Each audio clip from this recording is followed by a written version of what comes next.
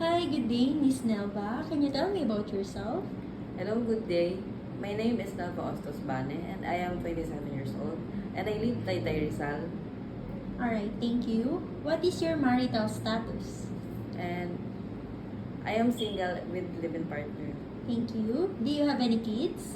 Yes, I have 3 kids, 2 boys and 1 girl. Alright, thank you. How many siblings do you have? 4 and I am the second. Please tell me about your educational background.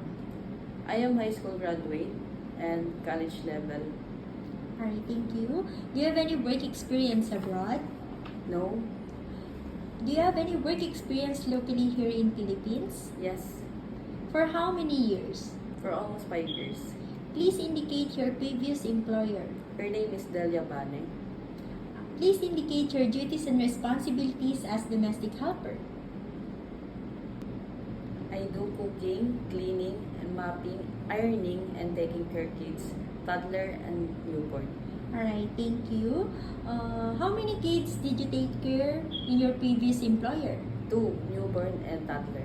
Alright, thank you. Did you finish your contract? Yes, How would you describe yourself?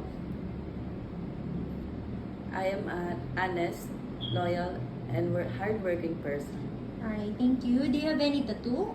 No, Did you undergo to any kind of surgery? no. Why do you want to work abroad?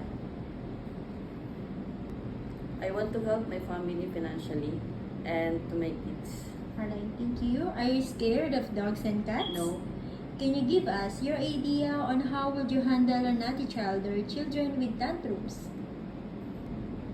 I will talk to them and play with them. Alright, thank you. Can you sing a nursery song? Yes. Can you give us an example? The wheels on the bus go round and round, round and round, round and round. The wheels on the bus go round and round, all through the town. Alright, thank you for that. Then, what is your message to your future employer? Dear Madam and Sir, please hire me. Promise I will do my best and I will finish my contract. Thank you.